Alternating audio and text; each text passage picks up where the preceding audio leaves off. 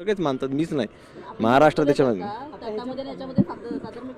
नाही, याच्यामध्ये जी चर्चा आहे ती झालेली आहे आणि ती या शिवशाहू फुले आंबेडकरांच्या विचारा पद्धतीनेच कामकाज सुरू आहे. पक्षाकडे जी नोटीस दिली त्याचं उत्तर कधीबद्दल संग्रह मिळालं.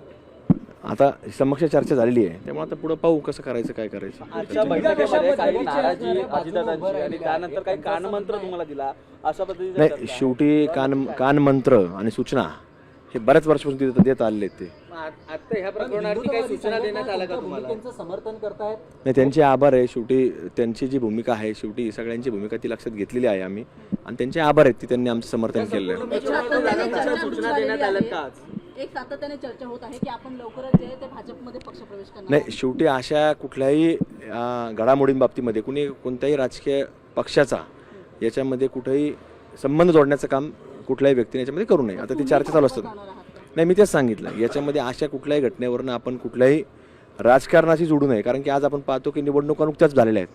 त्यामुळे आता काय कुठल्या निवडणुका नाही आणि आमच्या बाबतल्या या चर्चा आज नाही, या 2014 पासून पहिल्यांदा आमदार झाल्यापासून आजही चालू आहेत.